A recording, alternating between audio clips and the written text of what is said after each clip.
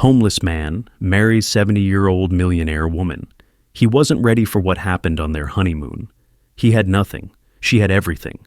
This marriage was a deal with a wealthy stranger, but he never expected what would happen on their honeymoon.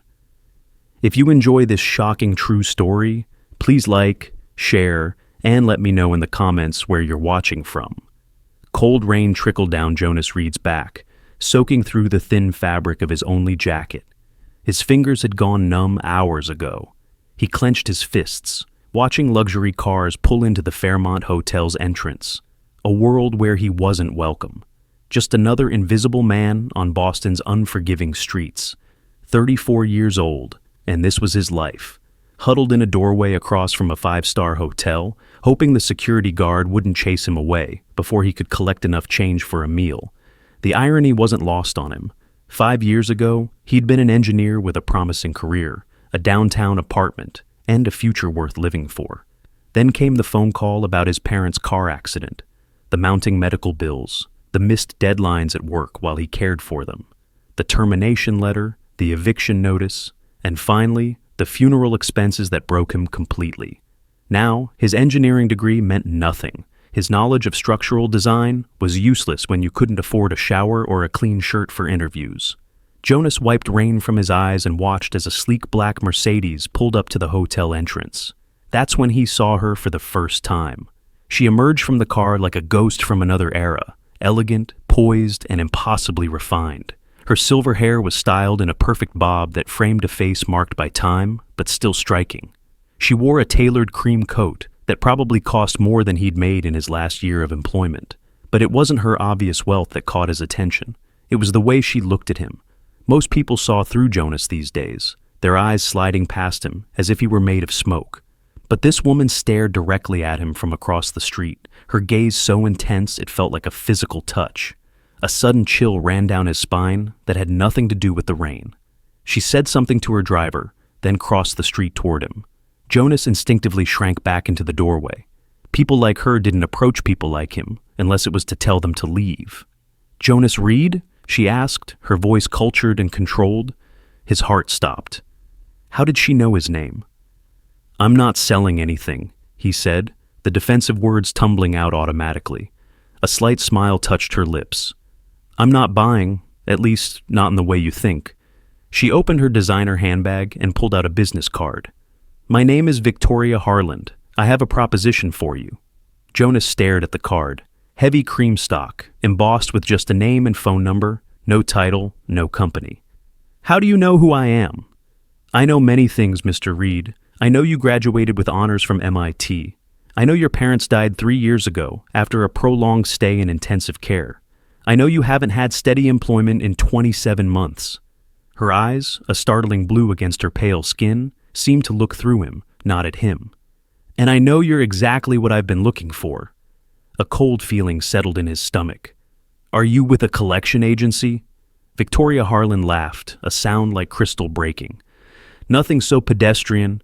May I buy you a cup of coffee? You look like you could use something warm." Every instinct told Jonas to walk away. But the rain was getting heavier, and the promise of being somewhere dry and warm, even for an hour, was too tempting to resist. "Fine," he said, "but I'm not signing anything."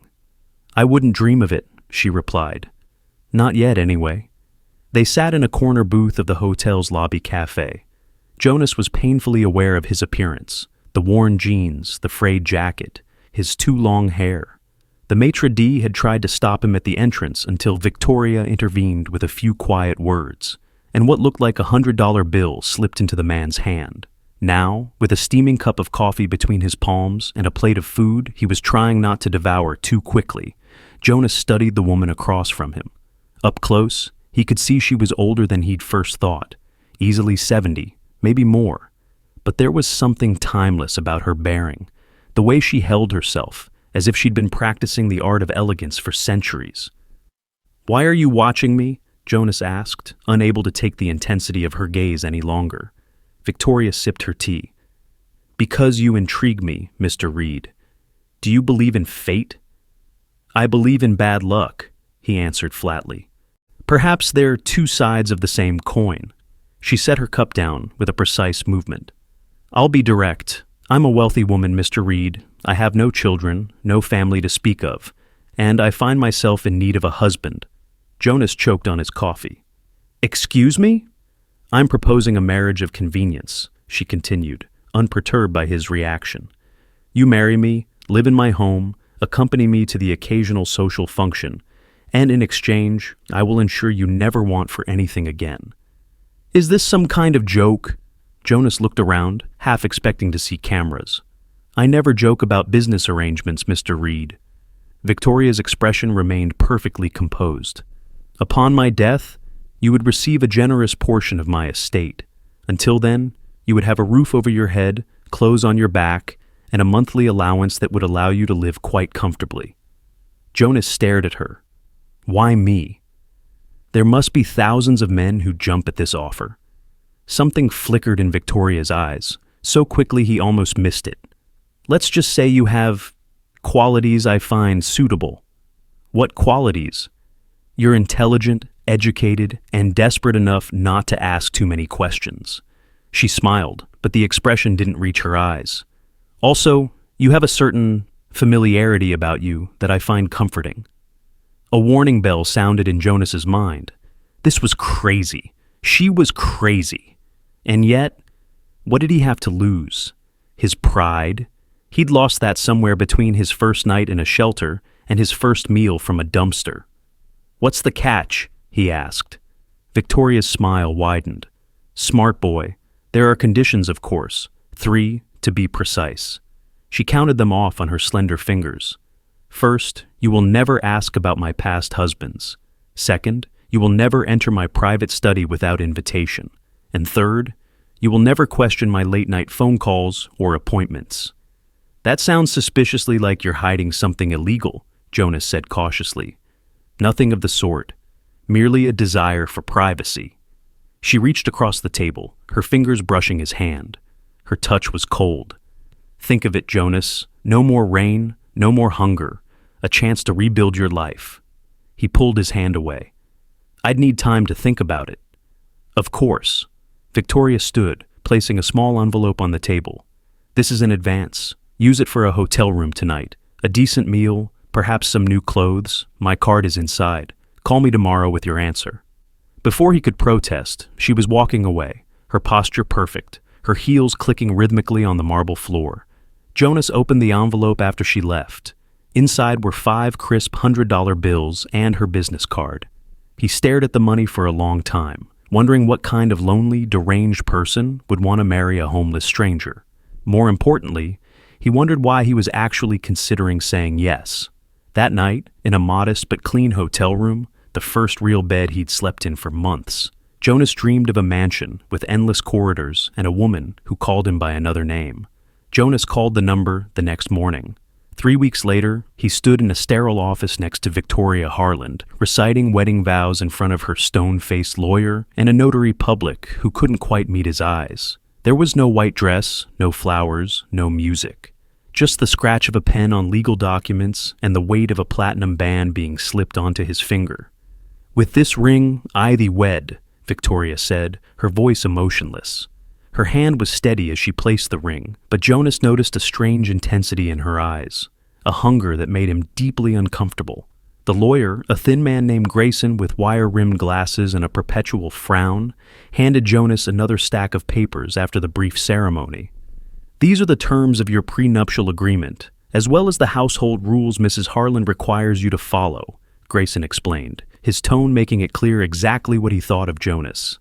Any violation of these terms will result in immediate termination of the marriage and all financial support. Jonas skimmed the documents. Most were standard legal jargon, but certain clauses jumped out at him. The husband agrees to accompany the wife to all social events as requested. The husband will maintain physical appearance standards as outlined by the wife. The husband will not enter the east wing of the residence without express permission. The husband will not inquire about the wife's previous marriages or personal history. It felt less like a marriage contract and more like employment terms, or ownership papers. Is all this really necessary? Jonas asked, looking at Victoria. She smiled thinly. I prefer clarity in all my relationships, Mr. Reed, or should I say Mr. Harland now. The name change had been non-negotiable. Jonas Reed would cease to exist on paper. He was now Jonas Harland, husband of Victoria Harland. The thought made him queasy. "Sign the papers, please," Grayson said impatiently. "Mrs. Harland has a busy schedule." Jonas signed, the pen heavy in his hand. What choice did he have? Return to the streets? To the cold and hunger and invisibility? At least this way, he could save some money, get back on his feet, maybe even restart his career.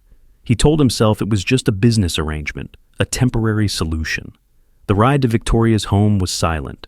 They sat in the back of her Mercedes, separated by an ocean of black leather. The city fell away, replaced by rolling countryside and increasingly larger estates. After an hour, they turned onto a private road that wound through dense trees, before opening onto a view that made Jonas's breath catch. The house, if such a modest word could apply, was immense. A Gothic revival mansion of dark stone and too many windows, it rose from the landscape like something from a nightmare, beautiful but somehow wrong. Gargoyles perched on the corners of the roof, their stone faces leering down at him as the car approached. "Welcome to Harland Estate," Victoria said, watching his reaction closely. "It's been in my family for generations." "It's impressive," Jonas managed, though oppressive would have been more accurate. Something about the place made his skin crawl. "You'll get used to it," she said, as if reading his thoughts. "Everyone does. Eventually." The interior was exactly what Jonas expected, opulently decorated in styles from different eras, as if the house had been frozen at various points in time. Crystal chandeliers hung from coffered ceilings. Oriental rugs covered hardwood floors, so polished he could see his reflection.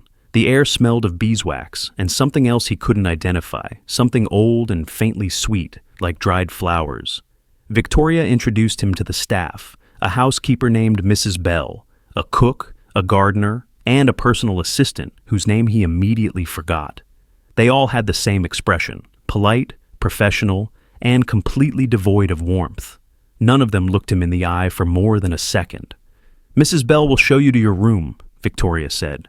"I have calls to make. We'll have dinner at 7.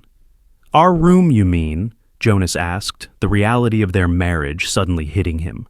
Victoria's lips curved in what might generously be called a smile.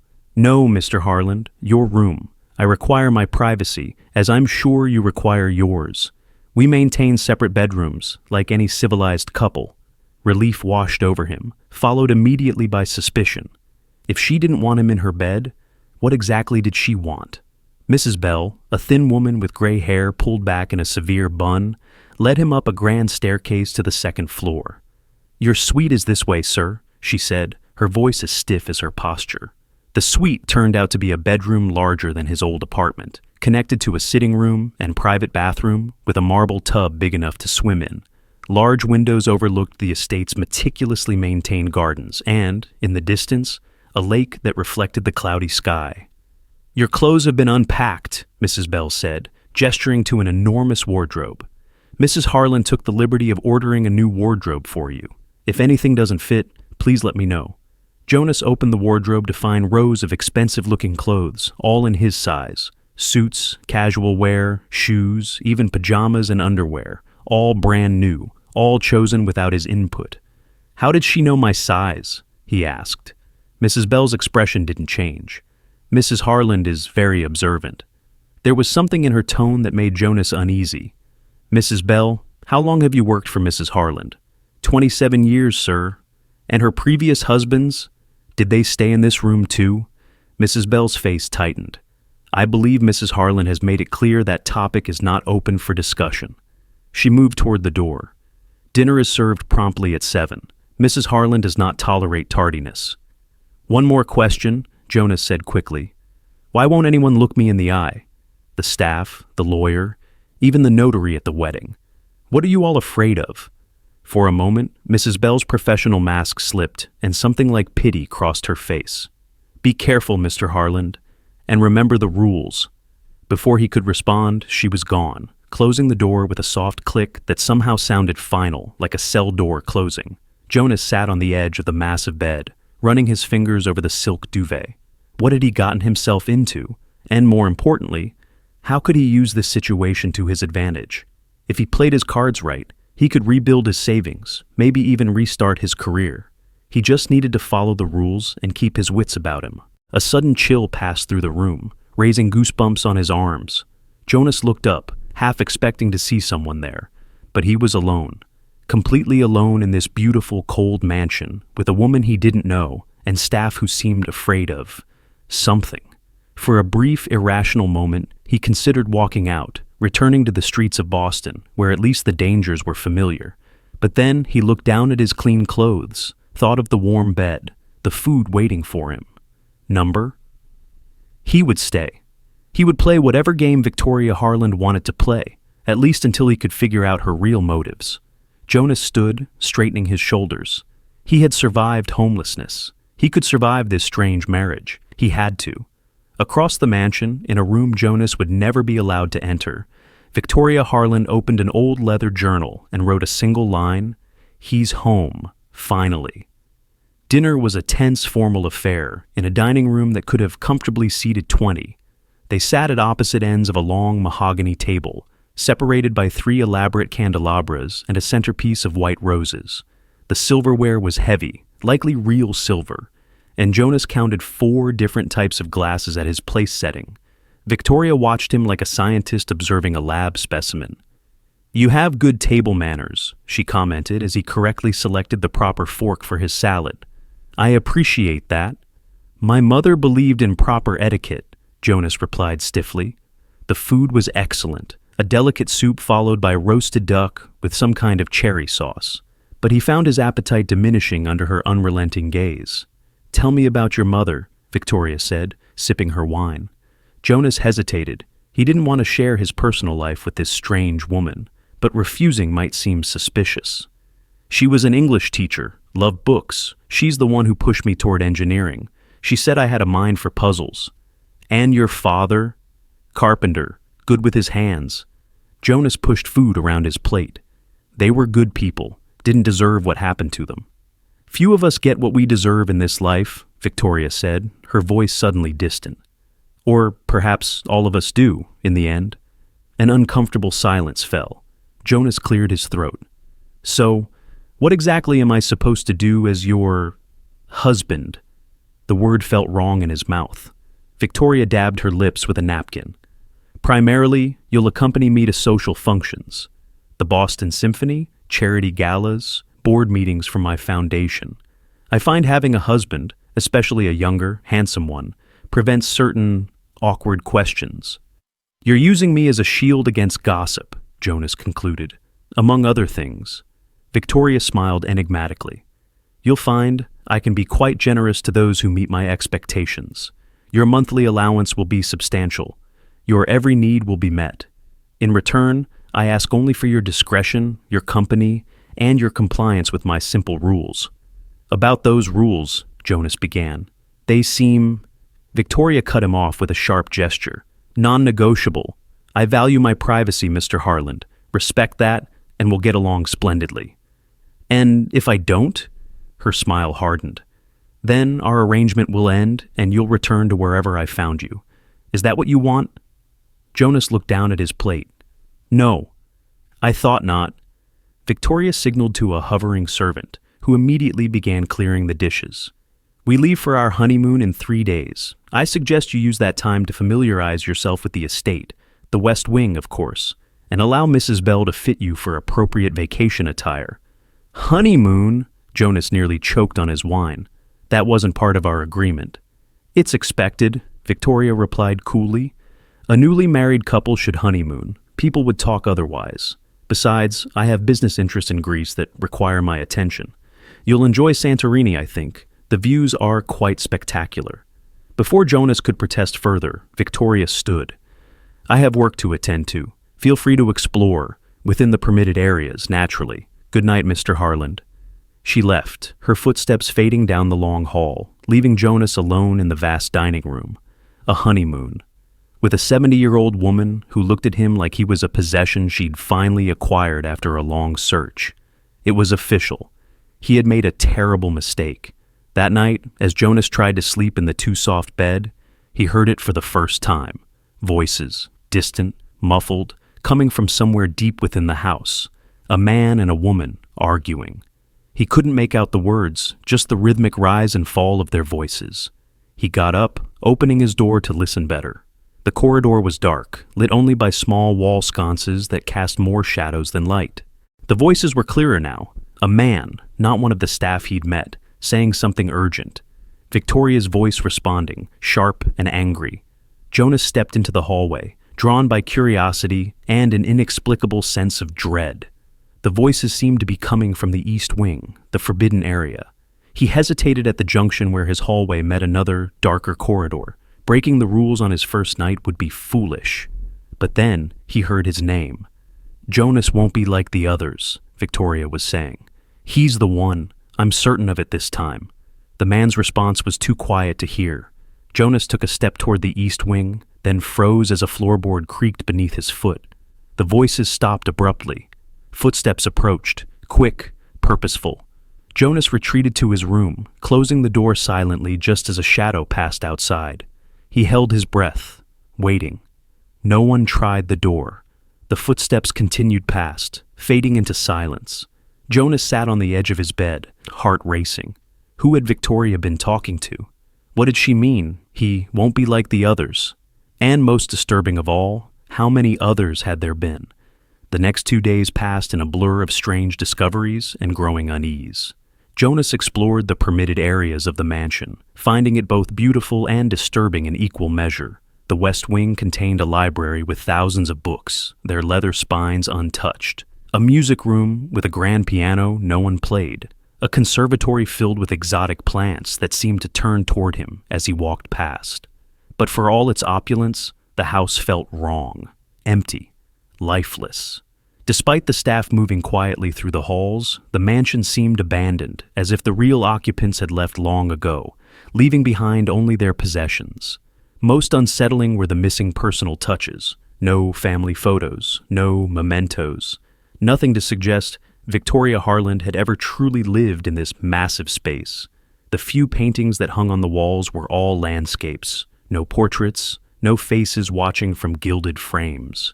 On his second night, Jonas ventured into the library after dinner.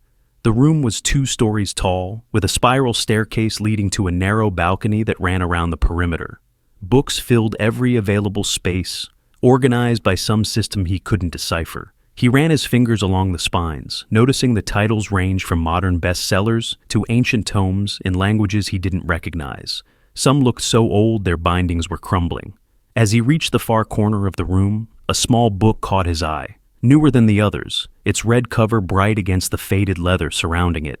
Jonas pulled it from the shelf and opened it to find it was a photo album. Finally, some insight into his mysterious wife's life. The first pages contained standard vacation photos. Victoria in front of the Eiffel Tower. Victoria on a yacht. Victoria in what looked like a museum. All taken recently enough that she appeared as she did now. Elegant, silver-haired, coolly composed.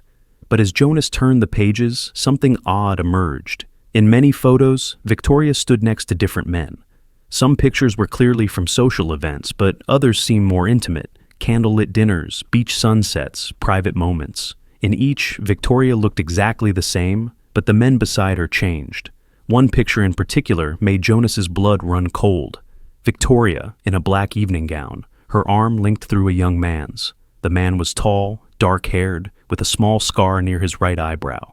Jonas reached up unconsciously, touching the identical scar on his own face, a childhood injury from falling off his bike.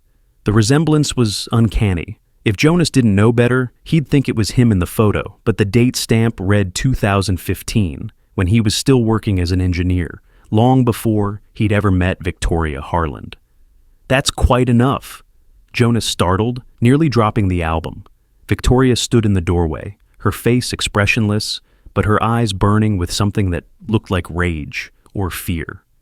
"I was just invading my privacy," she finished for him, crossing the room with quick, precise steps.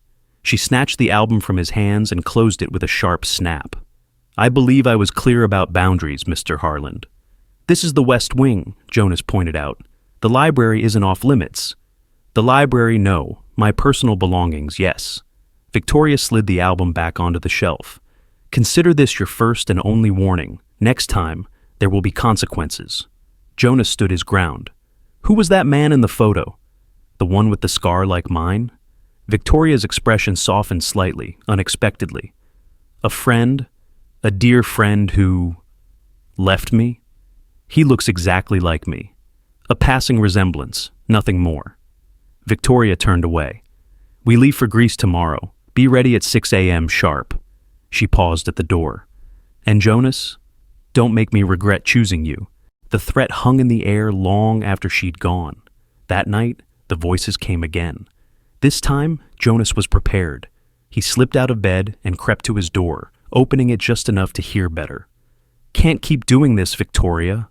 A man's voice, low and urgent. The board is asking questions. 3 husbands in 6 years is excessive, even for you. The board answers to me, not the other way around. Victoria's voice was ice cold. Besides, this one is different. Look at him. The resemblance is perfect. Perfect or not, he's not Arthur. None of them are. Arthur, the name sent a chill down Jonas's spine. You don't understand, Victoria hissed. I've been waiting too long, searching too long. Jonas is the one. I feel it. He moves the same way. He has the same gestures, even his voice. Has grief finally driven you mad? The man interrupted. Arthur is dead. He's been dead for 50 years. Lower your voice, Victoria commanded, and get out. I don't pay you to question me. No, you pay me to clean up your messes, but I won't clean up another one, Victoria, not again. Heavy footsteps approached. Jonas retreated into his room, leaving the door cracked just enough to see a tall, gray-haired man stride past. The man from the lawyer's office, Grayson. Jonas closed his door silently, his mind racing. Arthur? A man dead for 50 years, who apparently looked just like him. 3 husbands in 6 years. And somewhere in the middle of it all, Victoria Harlan's obsession. Jonas checked the lock on his door before climbing back into bed. For the first time, he wondered if the prenup payments would be worth the risk he was taking, because it was becoming increasingly clear that this wasn't just an eccentric rich woman looking for arm candy. This was something darker, something dangerous.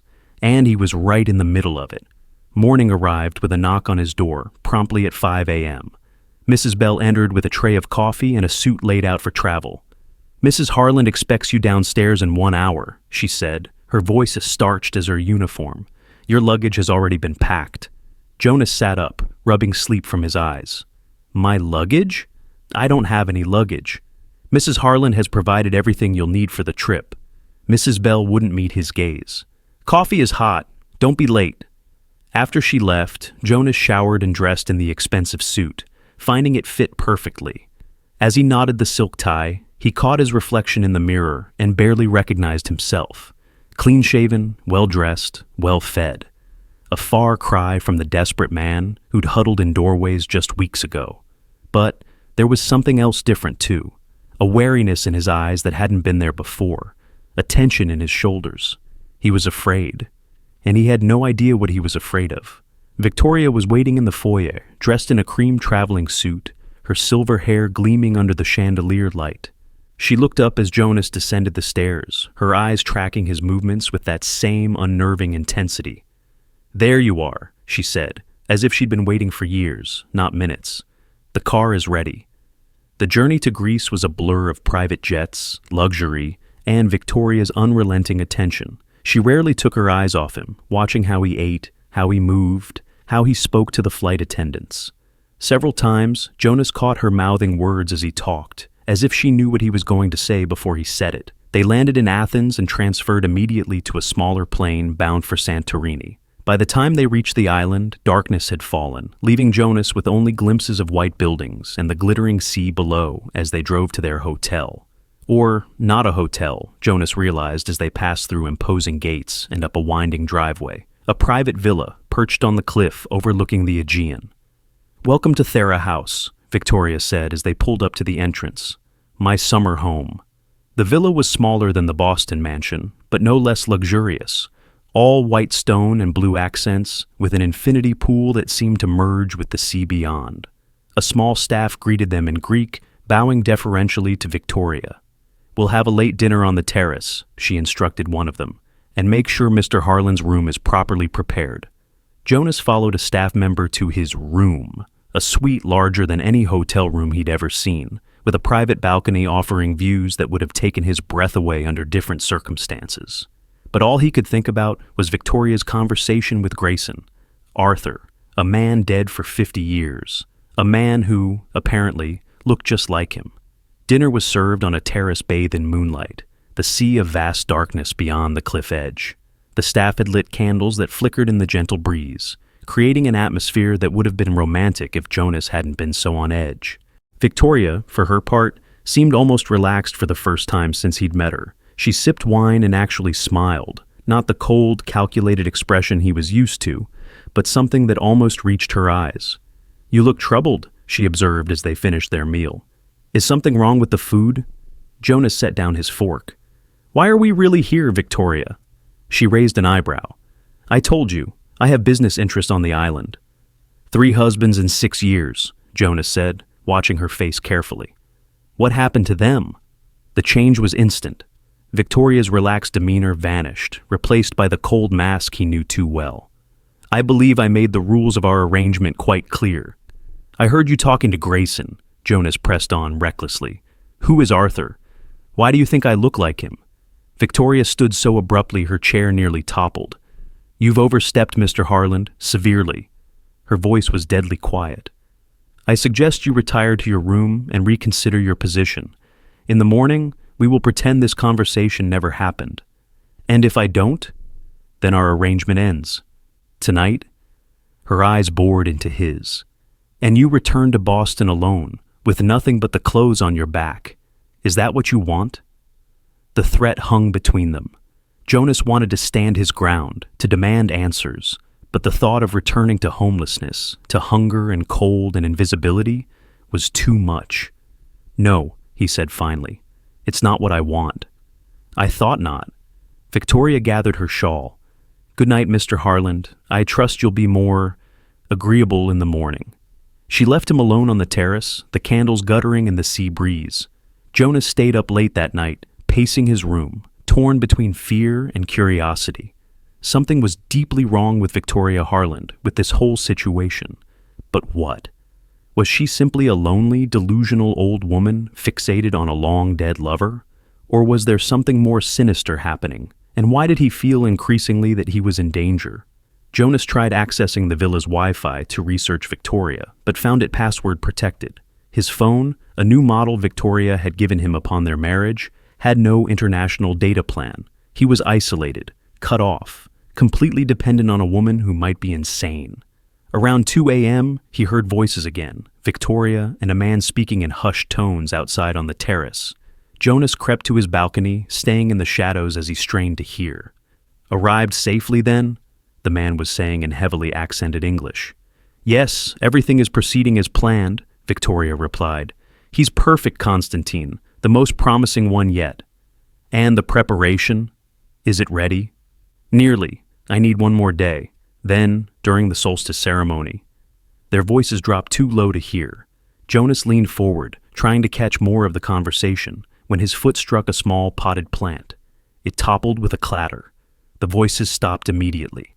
Jonas pressed himself against the wall, heart hammering in his chest. "What was that?" the man, Constantine, asked sharply. "Just the wind," Victoria answered, but her tone was uncertain. "We'll continue this tomorrow. Make sure everything is ready at the temple."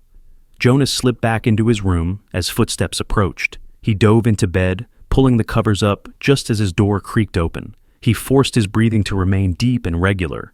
Feigning sleep as someone, Victoria, he assumed, stood watching him for what felt like an eternity. Finally, the door closed. Jonas let out a shaky breath. Temple, solstice ceremony, preparation. None of it made sense, but every instinct told him he was in danger. Tomorrow, he decided, he would find a way to make a phone call, contact someone, anyone, back in the States. Maybe even slip away from the villa and seek help in the town. Because one thing was becoming increasingly clear. This honeymoon was not about business and not about maintaining appearances. It was about something else entirely. Something to do with a man named Arthur, a solstice ceremony, and a temple somewhere on this island. And somehow, Jonas was at the center of it all. Morning came with brilliant sunshine and the scent of jasmine drifting through Jonas's open balcony doors. For a moment, he could almost believe he was on a normal vacation, that the events of the night before had been a bad dream. Then he remembered temple, ceremony, preparation. He dressed quickly in casual clothes laid out for him, linen pants and a light blue shirt that reminded him of something he'd owned years ago, before homelessness had stripped him of possessions. Victoria was waiting on the main terrace, looking refreshed and oddly cheerful as she sipped coffee and read something on a tablet. She glanced up as Jonas approached, her eyes sweeping over him approvingly. "You look wonderful in blue," she said. "It was always your color." The strange phrasing, "always your color," sent a chill down his spine, but Jonas forced a smile. "Thanks. So, what's the plan for today?" "I thought we might tour the island," Victoria said, setting down her tablet. "There's a particular archaeological site I'd like to show you. It's quite special to me." "A temple, perhaps?" Jonas nodded, keeping his expression neutral. "Sounds great." "Excellent. We'll leave after breakfast." Victoria pushed a plate of fruit and pastries toward him. "Eat, you'll need your strength." "For what?" Jonas wanted to ask, but he held his tongue, remembering their confrontation the night before. Better to play along, gather information, find a way to make contact with the outside world. As they ate, Victoria spoke about the island's history, her voice taking on a lecturer's cadence. Santorini was once known as Thera in ancient times. It was home to the Minoan civilization until a massive volcanic eruption, one of the largest in human history, destroyed much of the island around 1600 BCE. Jonas nodded, only half listening as he scanned the terrace for staff members who might help him. But they all seemed to vanish whenever he looked their way, like ghosts flickering at the edge of his vision. "The eruption birthed many legends," Victoria continued, her eyes taking on a strange gleam. "Some scholars believe it may have been the source of the Atlantis myth, but there were other legends too, more obscure ones, about immortality, about souls returning to find each other, generation after generation." Now she had Jonas's attention. "Reincarnation?" "Something like that," Victoria said, watching him closely. "The Minoans believed certain souls were bound together across time, that no matter how many lives they lived, they would always find their way back to each other." Her voice dropped to a near whisper. "Always." The way she said it, with such intensity, such conviction, made the hair on Jonas's arms stand up. He remembered Grayson's words. "Arthur is dead. He's been dead for 50 years. A horrible suspicion began to form in Jonas's mind, but before he could pursue it, Victoria stood. "The car is ready. Shall we?" They drove along winding coastal roads in a sleek black car with tinted windows. The driver, a silent, broad-shouldered man who hadn't been among the staff the night before, kept his eyes on the road, never acknowledging Jonas's attempts at conversation. Victoria sat beside Jonas in the back seat, closer than necessary, her perfume, something old-fashioned and floral, enveloping him in a cloud that made his head slightly dizzy.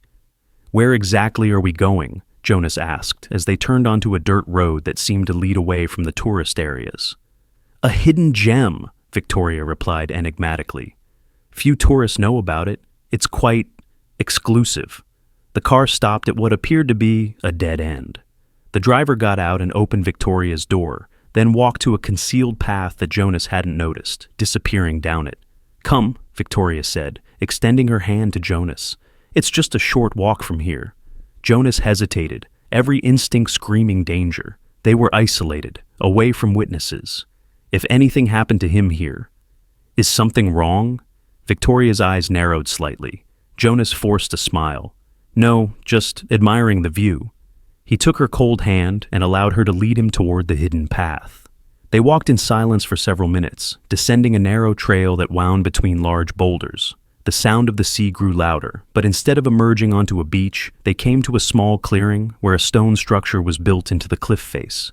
It looked ancient, weathered blocks of dark stone, forming an entrance barely tall enough for Jonas to walk through without stooping. Above the entrance, carved symbols reminiscent of Minoan art decorated a lintel stone. "What is this place?" Jonas asked, his mouth suddenly dry. Victoria's eyes gleamed with an almost religious fervor. "A temple. one of the few to survive the eruption. It was buried for millennia until a private excavation, my excavation, uncovered it 30 years ago. She stepped toward the entrance, pulling Jonas with her.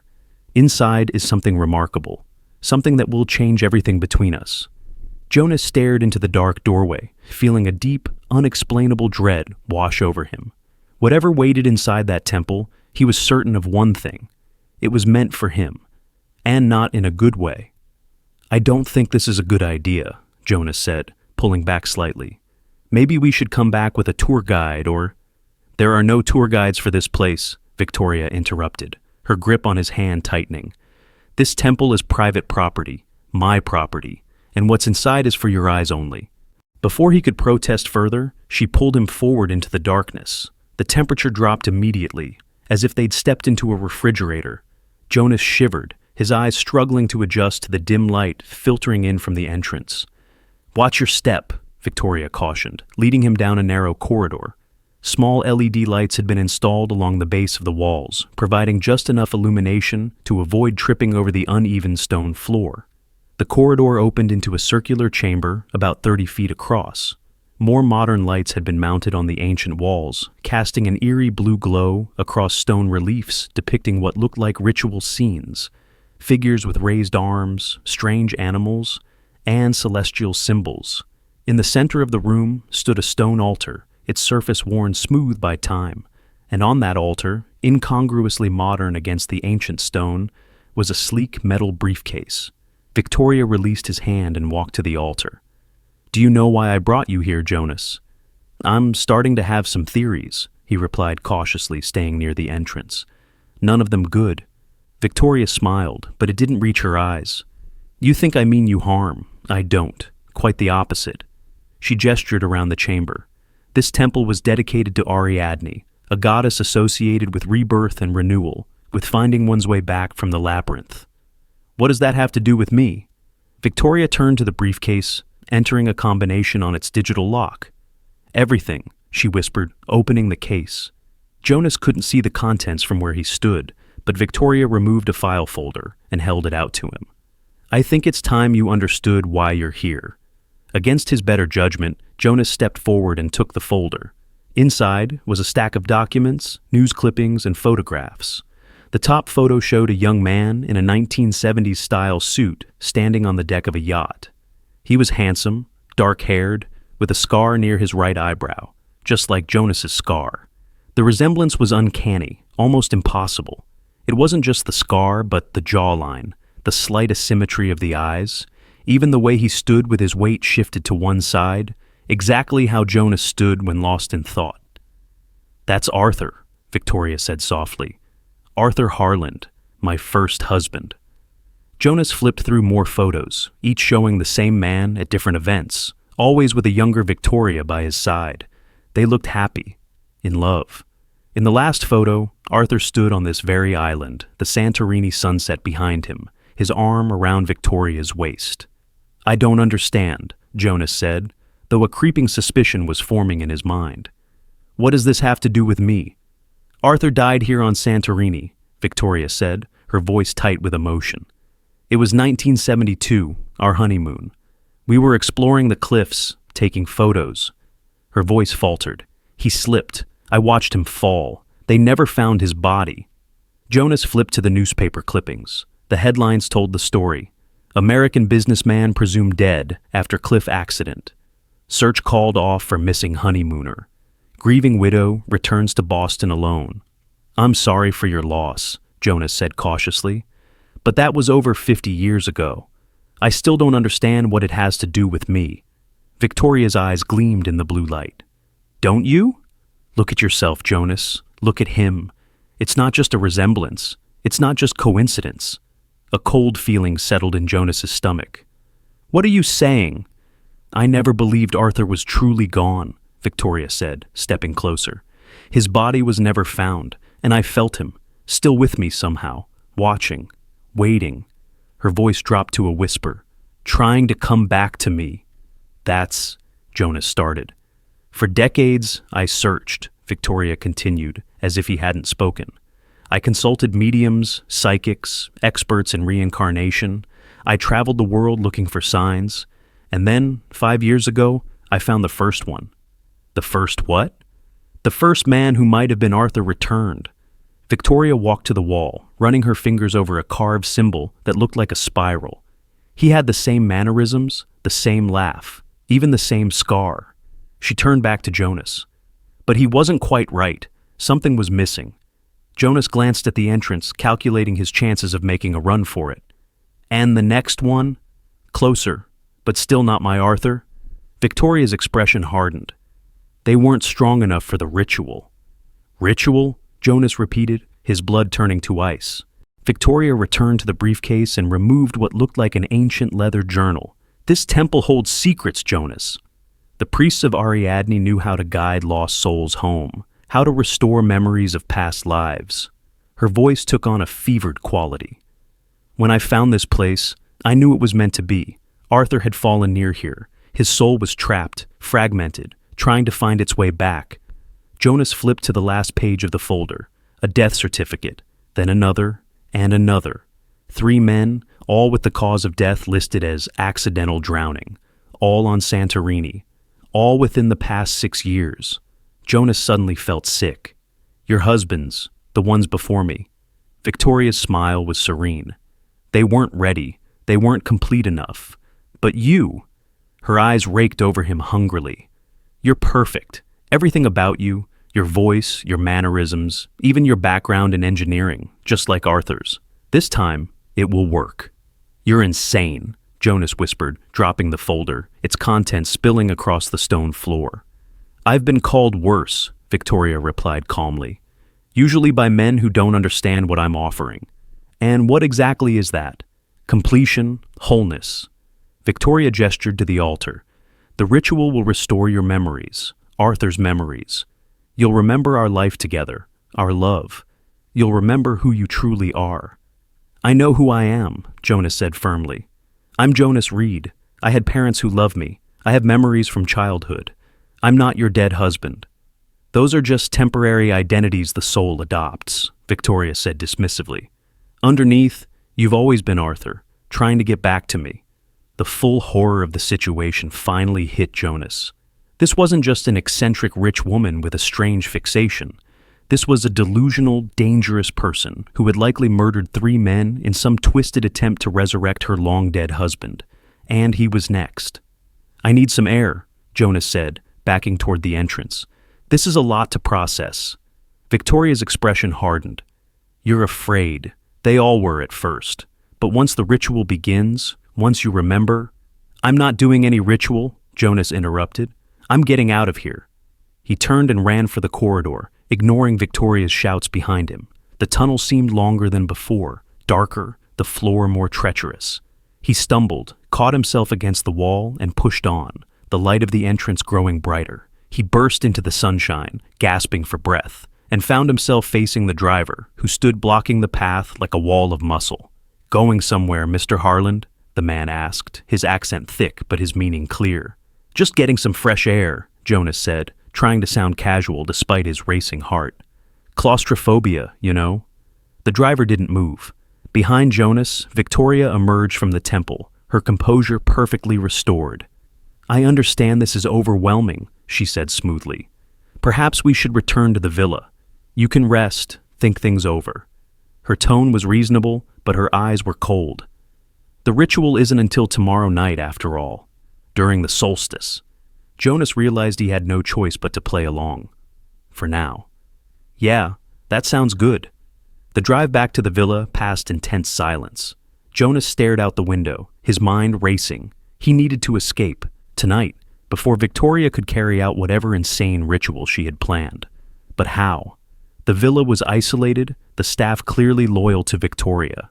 He had no phone, no transportation, no money of his own.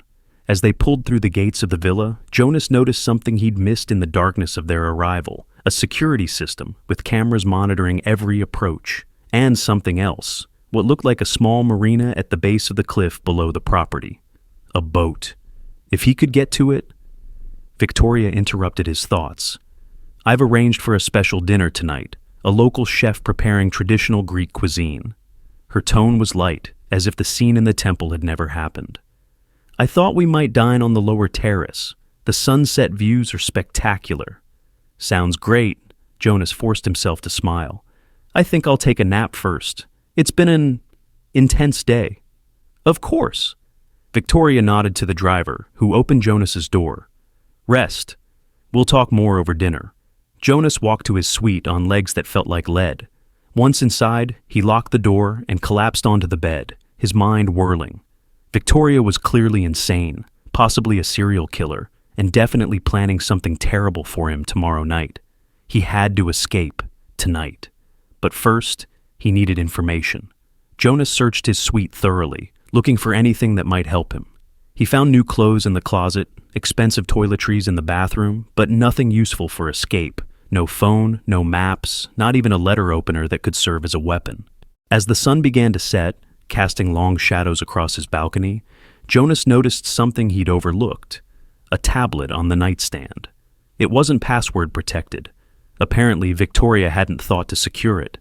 Jonas snatched it up and quickly searched for information about the villa. Nothing. Then he tried Victoria Harland and hit a goldmine: news articles, society pages, business profiles.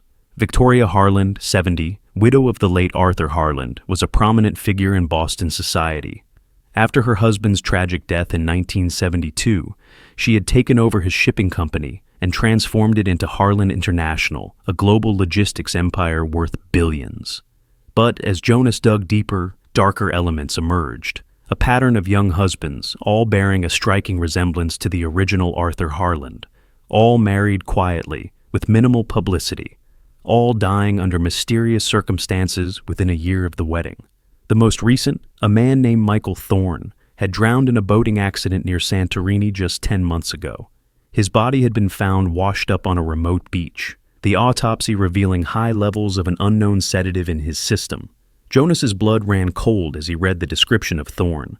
34-year-old former architectural student with dark hair and a distinctive scar near his right eyebrow. It wasn't just a physical resemblance Victoria was obsessed with. She was seeking out men with specific traits, backgrounds, even injuries that matched her dead husband. A knock at the door made Jonas jump. He quickly closed the browser and tucked the tablet under a pillow. "Mr. Harland?" Mrs. Bell's voice called through the door. "Mrs. Harland requests your presence for dinner in 30 minutes. "I'll be right there," Jonas called back, his mind racing. He had to play along until he could find a way out. Sunset dinner, lower terrace, near the water, near the boats. It might be his only chance. Jonas showered and dressed in the clothes laid out for him, a blue linen shirt and white pants that he suspected were similar to something Arthur Harland might have worn 50 years ago. He combed his hair the way it was styled in the photos of Arthur and practiced a relaxed smile in the mirror. If Victoria wanted Arthur, he would give her Arthur, just long enough to lower her guard. When Jonas arrived on the lower terrace, he found it transformed. Dozens of lanterns cast a warm glow over a table set for two. A string quartet played softly in the corner, and Victoria, dressed in a flowing white gown that made her look younger, more vulnerable. The sight of her sent a wave of disgust through Jonas, knowing what she had done to the men before him, but he forced himself to smile as he approached. "You look beautiful," he said, the lie tasting bitter on his tongue. Victoria's face lit up with genuine pleasure. "Thank you, Jonas." She gestured to the chair across from her. "Please sit. The chef has prepared something special." As they ate, Victoria talked about her life with Arthur, their first meeting at a charity gala, their whirlwind courtship, their dreams for the future. "We were going to have children," she said, her eyes distant. "A son and a daughter. We'd even picked out names." She looked at Jonas intently. "Do you like children, Jonas?" "I've never really thought about it," he replied carefully. Victoria nodded, as if his answer confirmed something. "That's what Arthur always said too. There's time enough for that later." But there wasn't, you see. Jonas sipped his wine cautiously, alert for any sign that it might be drugged. "Victoria, about tomorrow's ritual, what exactly will happen?" Her eyes gleamed in the lantern light. "The ancient priests believed that souls could become fragmented after traumatic deaths. The ritual helps gather those fragments, restore them to wholeness." She reached across the table, taking his hand. Her skin was cold despite the warm evening. It's harmless, Jonas.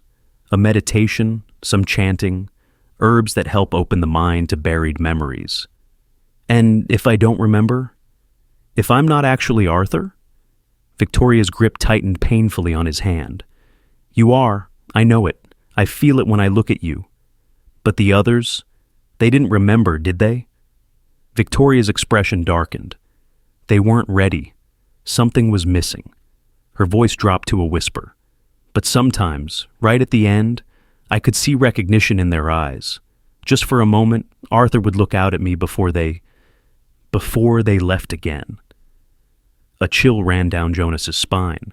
She had watched them die, searching their faces for a glimpse of her dead husband. He was running out of time. After dinner, they stood at the terrace railing, looking down at the moonlit sea. Jonas could see the small marina below, a sleek speedboat tied to the dock. It's a beautiful night, he said, trying to sound relaxed. Perfect for a midnight swim, don't you think? Victoria stiffened beside him. The currents are treacherous at night. We don't swim after dark. Just a thought. Jonas forced a smile. I'm feeling a bit tired, actually. Would you mind if I turned in early? I want to be well rested for tomorrow. Victoria studied his face, her eyes narrowed slightly. For a moment, he thought she suspected something. Then she nodded. Of course. Rest well, my dear. Tomorrow is an important day. She kissed his cheek, her lips cold against his skin, and added in a whisper, Soon you'll remember everything. We'll be together again, properly, the way we were meant to be. Jonas managed another smile and headed back to his suite, feeling her eyes on him the whole way. Inside, he locked the door and immediately began planning his escape. There was no direct access from his balcony to the ground. The drop was at least 60 feet to the rocks below. The corridors would be watched. But there had to be a way down to that boat. Jonas searched his room again, more thoroughly this time. Under the bed, behind paintings, inside light fixtures. Finally, in the closet, he found something useful. A small utility knife, probably forgotten by maintenance staff. It wasn't much, but it was better than nothing. He waited, watching the minutes tick by on the bedside clock. 1 hour, 2. The villa grew quiet as staff retired for the night. Just after midnight, Jonas eased his door open and peered into the corridor. Empty. But he had no doubt there were security cameras watching his every move. He had to create a distraction. Moving silently back to his bathroom, Jonas plugged the sink and turned the water on full blast. Then he stuffed towels under the door to delay the water seeping into the bedroom. With luck, it would eventually overflow, triggering alarms or at least occupying security while he made his escape. Jonas slipped back into the corridor, keeping close to the wall. He remembered the layout from their arrival, down this hallway, through the main living area, then to the staircase that led to the lower levels and, hopefully, the path to the marina. He moved quickly but cautiously, freezing at every small sound. The main living area was dark, lit only by moonlight streaming through massive windows. Jonas had almost reached the staircase when a voice stopped him cold. Going somewhere, Arthur? Victoria stood in the shadows, still wearing her white gown, looking almost ghostly in the dim light. She didn't seem surprised to find him there. I needed some air, Jonas lied, his hand closing around the utility knife in his pocket. No, you didn't. Victoria stepped closer. You were trying to leave me, again. I'm not Arthur, Jonas said firmly. I never was. You say that every time, Victoria replied with a sad smile. In every life, you try to run. And every time, I have to help you remember. Jonas took a step back, his grip tightening on the knife in his pocket. The other men, what happened to them, Victoria? She moved closer, moonlight catching the silver in her hair. They weren't strong enough. The ritual was too much for them. A note of frustration entered her voice. I thought each one was perfect, but something was always missing. A spark of recognition. A memory that should have surfaced. So you killed them, Jonas said flatly. Victoria's expression hardened. I tried to save them, to make them whole. It's not my fault they couldn't handle the truth. And you think I'll be different? Jonas was stalling, looking for an opening, a path to escape. The staircase was just a few feet away. I know you will. Victoria's eyes gleamed with unsettling certainty. From the moment I saw you on that street, I knew you were different, more complete. The scar, yes, but also the way you stand, the way you speak. She stepped closer still. Even now, trying to escape, it's exactly what Arthur would do. Jonas moved sideways, trying to circle toward the stairs. "What if I told you I remember?" he said suddenly. "What if I said I remember being Arthur?" Victoria froze, her eyes widening. "What did you say?" "I've been having flashes," Jonas improvised. "Dreams, memories I can't explain." He forced himself to reach out, to touch her cheek gently. It took everything in him not to recoil. But they're confusing, fragmented. I need time to sort through them. Hope blossomed on Victoria's face, transforming her into someone almost youthful, almost beautiful. "You see? I knew it. I knew you were the one." She grasped his hand, pressing it against her face. "Tell me what you remember." Jonas swallowed hard. "A yacht, the two of us sailing near the cliffs. Your hair was different, dark, long." "Yes," Victoria breathed, her eyes closing. "Our honeymoon, the day before." "Before the accident," Jonas finished. "But that's all, just flashes. I need more time before the ritual, to prepare myself." Victoria's eyes snapped open, suddenly suspicious. "You're lying." "I'm not," Jonas insisted. "But I'm afraid. The others, they died. How do I know I won't share their fate?" Victoria studied him for a long moment. "You won't," she said finally. "Because you're truly him." She released his hand. "One more day. I'll give you one more day to prepare yourself. But no more delays after that." "Thank you," Jonas said, relief washing over him. "One more day to plan his escape." "But," Victoria added, her voice hardening, "I can't risk you running off in a moment of weakness." She pulled a small remote from the pocket of her gown and pressed a button. Immediately, a burly security guard stepped from the shadows. Constantine, Jonas remembered from the overheard conversation. "Escort Mr. Harlan back to his room," Victoria instructed, "and make sure he stays there until morning." Constantine nodded, his expression impassive, as he gestured for Jonas to move ahead of him. "This is for your own good, my love," Victoria called after them. "By tomorrow night, you'll understand everything." Back in his suite, Jonas heard the distinctive click of a lock engaging from the outside. He was trapped. He paced the room, panic rising in his chest. Victoria was clearly insane, convinced he was her reincarnated husband. Tomorrow night, she would perform some ritual that had already killed 3 men. He had to escape. But how? Jonas checked his bathroom. The sink had been emptied, the water turned off. The balcony doors were now locked with an electronic mechanism he couldn't override. The utility knife he'd found seemed pathetically inadequate against armed guards and locked doors. For an hour he searched his prison for any weakness, any oversight. Nothing. Finally, exhausted, Jonas collapsed onto the bed. As his head hit the pillow, he felt something hard underneath. The tablet. In his rush to escape, he'd forgotten about it. Jonas pulled it out, hoping it still had battery life.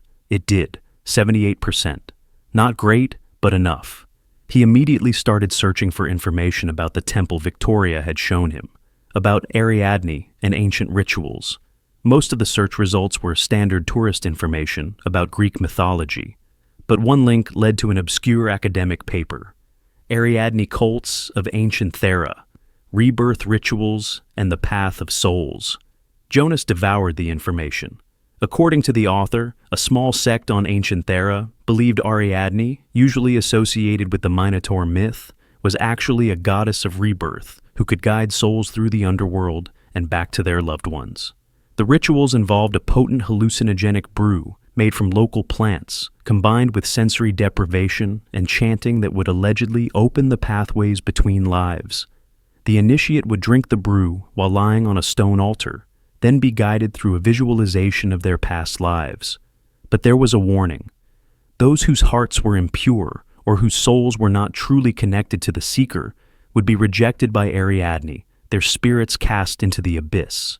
In ancient times, this rejection was likely metaphorical, but in Victoria's twisted interpretation, Jonas felt sick. She had drugged those men, convinced they would remember being Arthur. When they didn't, when the drug simply confused or frightened them, she had rejected them, killed them. He had to document this, to create a record in case he didn't make it out. Jonas opened the tablet's note app and began typing frantically, recording everything that had happened since he met Victoria. The strange wedding, the locked east wing, the photos of Arthur, the temple, the folder with death certificates. He included names, dates, descriptions. Then he created an email with the note attached and addressed it to Boston Police Department's tip line. His finger hovered over the send button. The tablet had no cellular connection, only Wi-Fi, which was likely monitored. Sending this would alert Victoria immediately. He needed to wait for the right moment when he was ready to make his final escape attempt. Jonas hid the tablet again and lay back, forcing his breathing to slow. He needed rest. Tomorrow would require all his strength and wits. He must have fallen asleep because the next thing he knew, sunlight was streaming through the windows and Mrs. Bell was entering with a breakfast tray. "Good morning, Mr. Harland," she said stiffly. "Mrs. Harland sends her regards and hopes you slept well." Jonas sat up, watching her place the tray on a small table. "Mrs. Bell," he said quietly, "you know what she's planning, don't you?" The housekeeper's hands trembled slightly as she arranged a napkin. "I don't know what you mean, sir." "Yes, you do. The ritual, the men before me. You've been here for all of it." Mrs. Bell straightened, her face pale. "I just do my job, sir." "And what about when I disappear, when there's another accident? Will you just keep doing your job then too?" She looked at him directly for the first time, her eyes filled with what might have been pity. "You should eat your breakfast, sir. You'll need your strength." As she turned to leave, Jonas called after her, "Help me, please. You know this is wrong." Mrs. Bell paused at the door, her back to him. "There is no help for you, Mr. Harland. Not anymore." She glanced back, adding in a whisper, "She always finds him again. Always." With that cryptic statement, she left, the lock clicking behind her. Jonas stared at the breakfast tray. Fresh fruit, pastries, coffee. Was it drugged? He couldn't risk it. Instead, he drank water from the bathroom tap and continued examining his prison. The morning stretched into afternoon. Lunch came and went, untouched. Jonas tried to appear calm whenever he heard footsteps outside his door, but inside, his mind was racing, searching for a plan. Around 4 p.m., the lock clicked and Victoria entered, wearing a flowing white dress reminiscent of ancient Greek styles. Her silver hair was braided with small white flowers. "Good evening, my dear," she said pleasantly, as if she hadn't imprisoned him. "How are you feeling?" "Like a prisoner," Jonas replied coldly. Victoria sighed. "A temporary precaution. For your own safety." She walked to the windows, gazing out at the sea. "The ritual begins at sunset. I've come to help you prepare." "And if I refuse?" She turned to him, her expression hardening.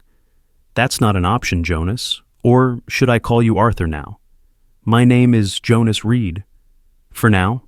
Victoria opened the closet and removed a white linen tunic and pants.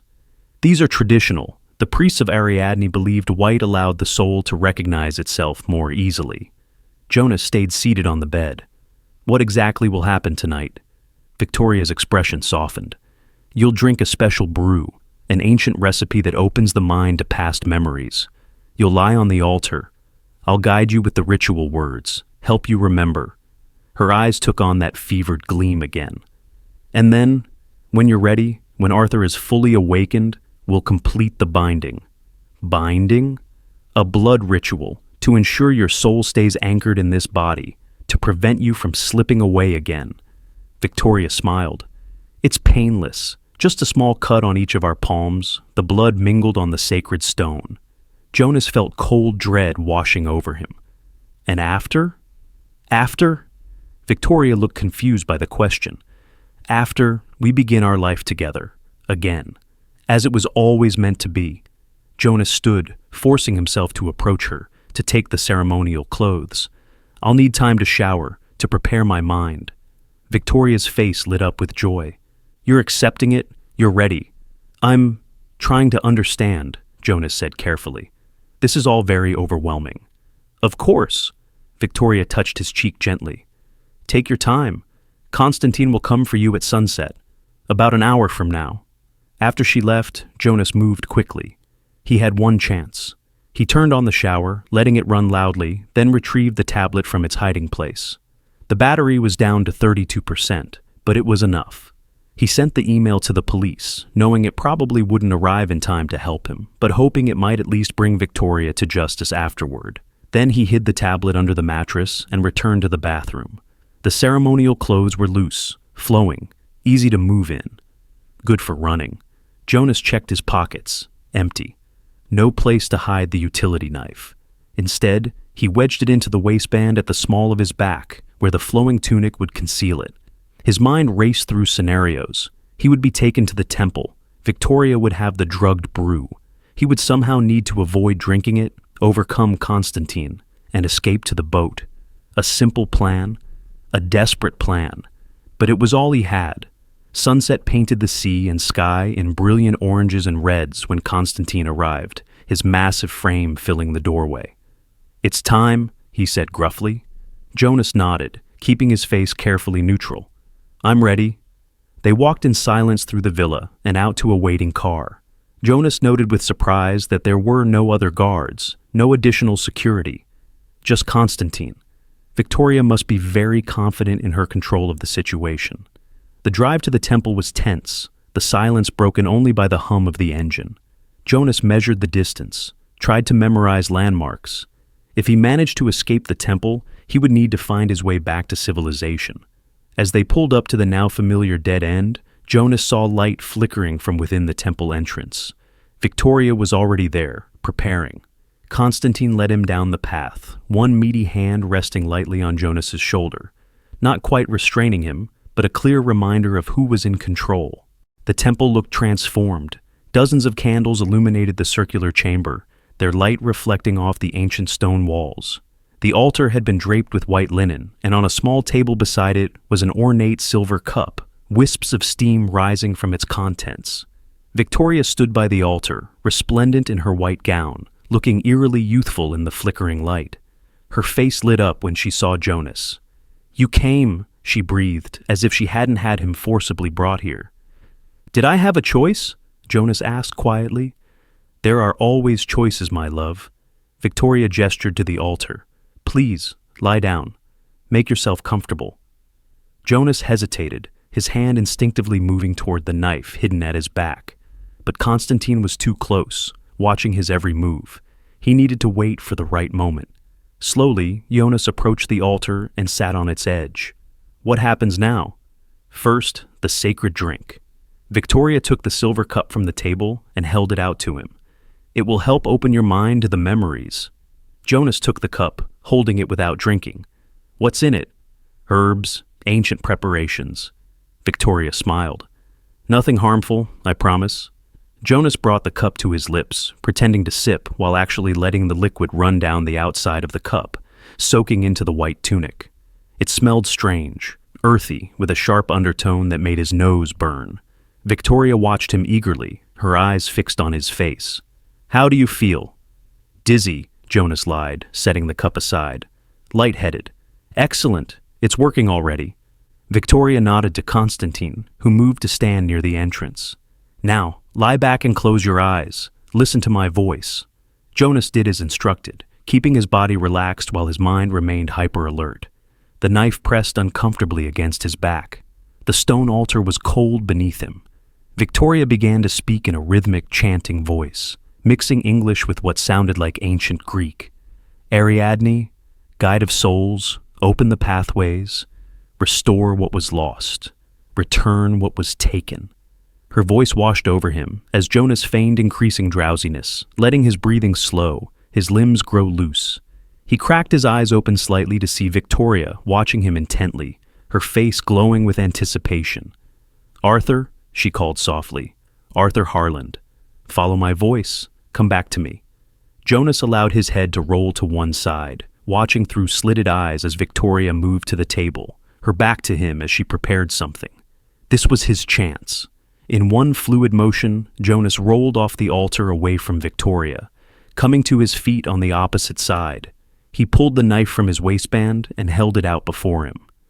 "Jonas?" Victoria turned, confusion on her face. Then understanding dawned. "You didn't drink it?" "No, I didn't," Jonas confirmed, backing toward the entrance. "And I'm leaving now, Constantine, stay where you are." The large man hesitated, looking to Victoria for instructions. "He's confused," Victoria said calmly. "The transition is difficult. Arthur, put down the knife. You're safe here." "My name is Jonas Reed," he insisted, continuing to back away. "And I'm not going to let you kill me like you killed the others." Victoria's face twisted with anger. "They weren't ready. They weren't you." "Neither am I," Jonas said, reaching the corridor. Constantine was moving now, approaching slowly. "Stay back," Jonas warned, brandishing the knife. It was a pathetic weapon against the burly guard, but it was all he had. "You can't leave," Victoria said, her voice rising. "The ritual isn't complete. You'll be lost again." Jonas backed into the corridor, keeping the knife aimed at Constantine. "I'm calling the police. It's over, Victoria." "No!" she shrieked, her composure finally cracking. "Constantine, stop him! Don't let him leave!" The guard lunged forward. Jonas slashed with the knife, catching him across the forearm. Constantine reeled back, more surprised than hurt. Jonas took his chance and ran, sprinting down the dark corridor toward the exit. Behind him, he could hear Victoria screaming, her voice echoing off the stone walls. "Arthur! Come back! You'll be lost again!" He burst into the twilight, gulping fresh air. The car was still there, keys likely inside. Jonas ran for it, wrenching open the driver's door. Empty. No keys. Looking for these? Constantine stood in the temple entrance, holding up a key ring, blood dripping from his slashed arm. Behind him, Victoria appeared, her face contorted with rage. Jonas spun around, desperately searching for another escape route. The path they'd driven in on was too long. He'd be caught before he reached the main road. That left only one direction. The cliffs. Without hesitation, Jonas sprinted toward the edge of the plateau where the temple stood. There had to be a path down, a way to reach the sea. "Arthur, stop!" Victoria screamed. "The cliffs are dangerous." Dangerous. Like they had been 50 years ago, when her husband had fallen to his death. Or had he? Had Arthur tried to escape too? Had Victoria's obsession driven him to a desperate act? Jonas reached the edge and looked down. 60 feet below, waves crashed against jagged rocks. To his right, a narrow goat path wound down the cliff face. Treacherous, but possible. He started down just as Constantine reached the edge above him. The guard was too large to follow safely on the narrow path. "Mrs. Harland," he called back. "He's going down the cliff." "Stop him!" Victoria shrieked. "He'll die like Arthur." The path was terrifying, barely wider than Jonas's foot in places. Loose stones skittered down the cliff face as he inched his way down, clinging to small handholds, trying not to look at the deadly rocks below. He was maybe halfway down when he heard the sound of a boat engine. Looking out toward the sea, Jonas saw a small speedboat rounding the headland, heading straight for the base of the cliff. More of Victoria's security, coming to cut off his escape. Jonas moved faster, reckless now. His foot slipped, sending a shower of pebbles down the cliff. He caught himself just in time, heart hammering in his chest. Above him, Victoria had reached the cliff edge. "Arthur!" she called down, her voice carrying on the wind. "Please, come back. You'll fall again." Jonas ignored her, continuing his descent. The boat was approaching rapidly. If he could just reach the bottom before they arrived. 20 feet from the bottom, the path disappeared entirely. Jonas found himself clinging to the cliff face with no way down except to jump to the narrow strip of rocky beach below. The boat was almost there. It was now or never. Jonas took a deep breath and pushed off from the cliff, falling through open air for a heart-stopping moment before hitting the ground hard, rolling to absorb the impact. Pain shot through his ankle, but he forced himself up, limping toward the water's edge. The speedboat was just arriving, its engines throttling down as it approached the shore. Jonas braced himself, ready to fight whoever emerged, but the boat's lone occupant wasn't one of Victoria's guards. It was Mrs. Bell. "Quickly," she called, extending her hand, "before they find another way down." Jonas hesitated, suspicious. "Why are you helping me?" "Because 3 deaths is enough," Mrs. Bell said grimly. "Now hurry, we don't have much time." Jonas waded into the water and climbed aboard. Mrs. Bell immediately turned the boat away from shore, opening the throttle. As they sped away, Jonas looked back at the cliff. Victoria stood at the edge, a small figure silhouetted against the darkening sky, her white dress billowing in the wind like a ghost. For a moment, just a moment, he almost felt sorry for her. Then he remembered the other men, the ritual, the drugs, and his pity evaporated. "Where are we going?" he asked Mrs. Bell as the shoreline receded. "The main port," she replied, eyes fixed ahead. "From there, you can catch a ferry to Athens, then a flight home." She reached into her pocket and handed him a passport and a thick envelope. "Your original ID, and enough cash to get you back to the States." Jonas stared at her in disbelief. "You had this prepared?" "Why?" Mrs. Bell's weathered face was grim in the fading light. "Because I've watched her do this 3 times already. I should have stopped her sooner, but—" She shook her head. She wasn't always like this. After Arthur died, something in her broke. For years, she just focused on business, on success. Then she found that temple, those old writings. She became obsessed. "She's insane," Jonas said flatly. "Yes," Mrs. Bell nodded. "But she's also powerful, connected. The police have investigated before, after the other men died. They found nothing, or were paid to find nothing." Jonas clutched the envelope tightly. "I sent an email to the Boston police with evidence." "Good." Mrs. Bell's expression was unreadable. "Perhaps this time it will end differently." They rode in silence as the lights of Santorini's main town appeared ahead. Jonas's mind was reeling, trying to process everything that had happened. One question kept nagging at him. "You said she always finds him again?" Jonas said finally. "What did you mean?" Mrs. Bell stared straight ahead, guiding the boat toward the harbor. "I've worked for Victoria Harland for 27 years. In that time, I've seen her marry 4 men. You would have been the 5th. She glanced at him. "All with the same distinctive scar. All with the same mannerisms. All engineers or architects. All found in circumstances of hardship or vulnerability." A chill ran down Jonas's spine. "Coincidence? Perhaps." Mrs. Bell's voice was flat. "Or perhaps she really does find him, life after life. I don't know anymore." She cut the engine as they approached the dock. "What I do know is that you need to get as far away from her as possible. Change your name, your appearance. Because if she finds you again—" She didn't finish the sentence. She didn't need to. Jonas left Santorini that night on the last ferry to Athens, constantly looking over his shoulder, expecting to see Victoria's security team at every turn. In Athens, he used the cash Mrs. Bell had given him to buy a ticket to New York, the first flight out, regardless of destination. He spent the night in the airport, afraid to check into a hotel where his name might be tracked. On the plane, exhaustion finally caught up with him. Jonas slept fitfully, his dreams filled with ancient temples, stone altars, and Victoria's cold, hungry eyes watching him from shadows. Several times he jerked awake, heart racing, certain he'd heard her voice calling Arthur through the drone of the engines. After landing in New York, Jonas took a bus to Boston, then immediately continued north to Portland, Maine. He paid cash for a cheap motel room, then spent hours on a burner phone, calling the Boston Police Department, the FBI, and finally a reporter at the Boston Globe who specialized in investigating white-collar crime. Each conversation followed the same pattern: initial interest as he described Victoria Harland's bizarre ritual and the suspicious deaths of her previous husbands, followed by growing skepticism when he admitted he had no physical evidence beyond the email he'd sent. "Sir, we take all reports seriously," the FBI agent said, his tone suggesting the opposite. "But without concrete evidence, there's little we can do against someone of Mrs. Harland's standing in the community." The reporter was more blunt. "You're telling me one of Boston's most respected philanthropists is a serial killer who thinks her husbands are reincarnations of her first husband?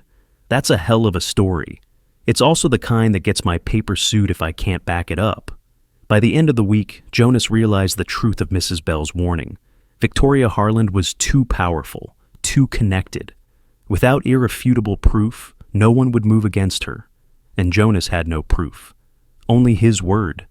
The word of a formerly homeless man with a history of personal tragedy against a billionaire widow who donated millions to charity. For 3 months, Jonas lived like a fugitive, moving from city to city across New England, working odd jobs for cash, sleeping in cheap motels, never staying more than 2 weeks in one place. He grew a beard, dyed his hair, wore glasses he didn't need. Anything to change his appearance in case Victoria was still looking for him, and he was certain she was. Twice he spotted men who looked like Constantine watching him from across the street. Once, outside a diner in Vermont, he saw a black Mercedes identical to Victoria's idling at the curb as he left. Jonas had ducked down an alley and run until his lungs burned, not stopping until he reached the bus station. It was no way to live. Always looking over his shoulder, jumping at shadows, trusting no one. 4 months after his escape from Santorini, Jonas was working as a dishwasher at a truck stop outside of Buffalo when he saw the headline on a discarded newspaper. Boston philanthropist Victoria Harland, missing after yacht, disappears near Greek island. Jonas read the article with shaking hands. Victoria's yacht had vanished during a solo voyage near Santorini. Greek Coast Guard units had found debris, but no body. The article mentioned her recent marriage to Jonas Harland, who disappeared under mysterious circumstances 3 months earlier, and quoted police sources who considered him a person of interest in her disappearance. It wasn't over. It was worse. Now he was a suspect in her disappearance. That night, Jonas made a decision. He couldn't keep running. Sooner or later, Victoria's resources would find him, or the police would. He had to confront this head on, to tell his story to someone who would listen. He called the Boston Globe reporter again, this time offering a full exclusive interview. He would tell everything: the strange marriage, the temple, the ritual, the other husbands. Maybe someone would believe him if they heard the whole truth.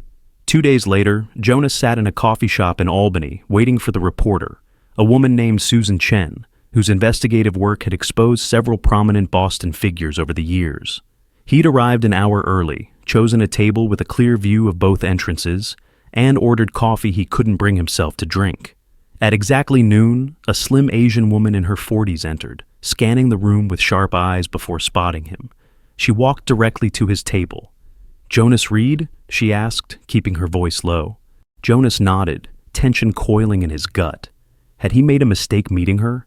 Susan sat down across from him. "I almost didn't come," she admitted.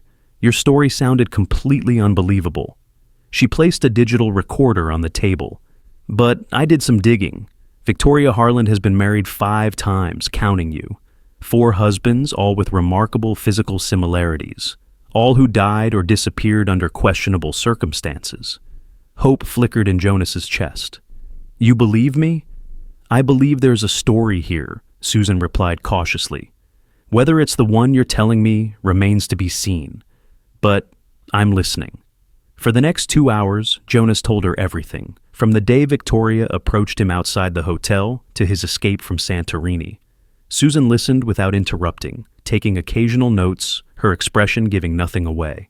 When he finished, she turned off the recorder and sat back. "That's quite a story." "It's the truth," Jonas insisted. "Maybe." Susan tapped her pen against her notepad. "But without evidence, it's just a story, and not one I can print." Jonas's heart sank. "So that's it? She gets away with it?"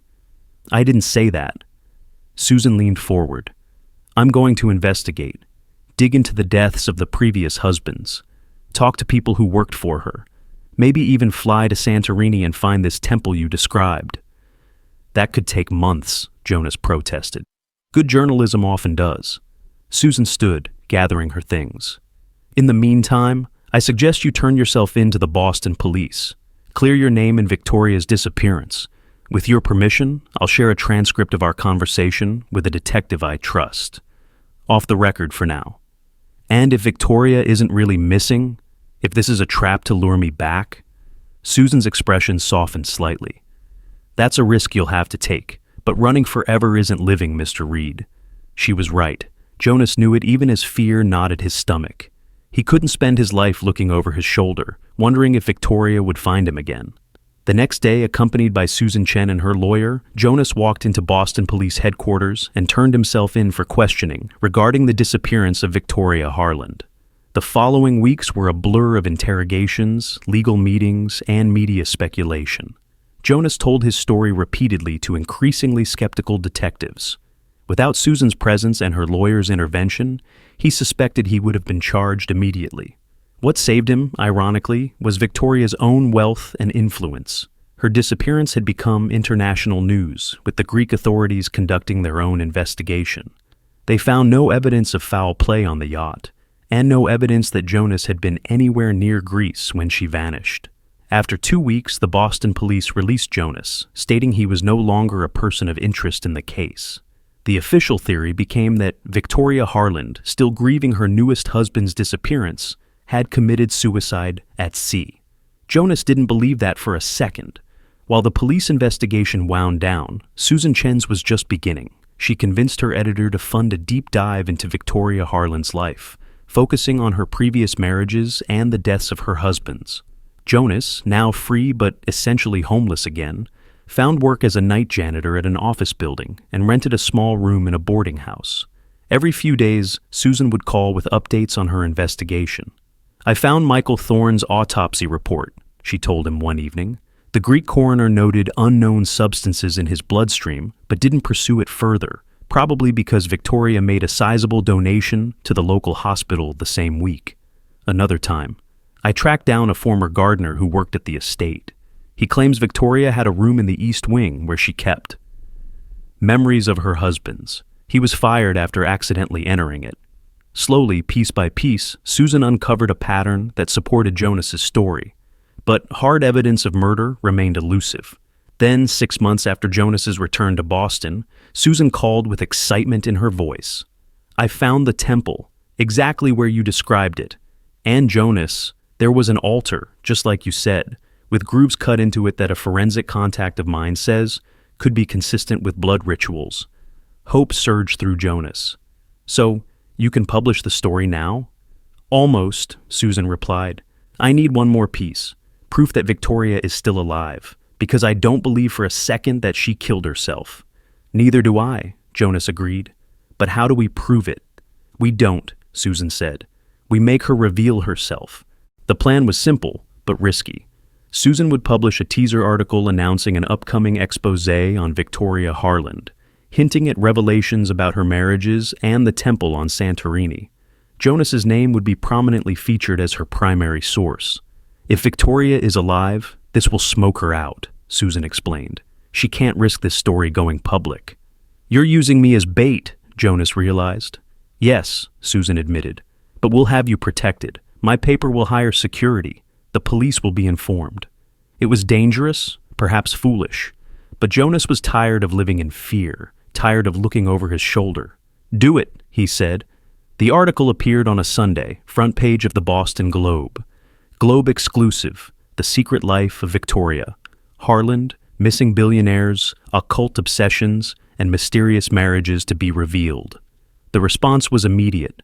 Victoria's lawyers threatened lawsuits. Former business associates called the newspaper, demanding retractions. The Boston elite closed ranks around the memory of their missing philanthropist. But Victoria herself remained silent.